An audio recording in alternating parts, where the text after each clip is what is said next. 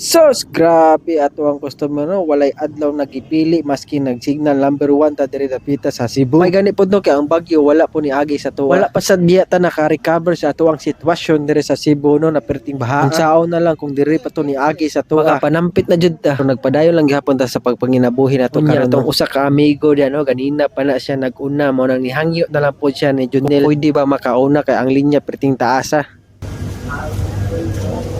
Sige, kasulti na to. Imbis ako yung mauna, ako yung nawahya. Maskig Domingo, gilinyahan, yapon na tong sisig, no? Dito basta-basta tong sisig, Junel. Lamig kayo, eh.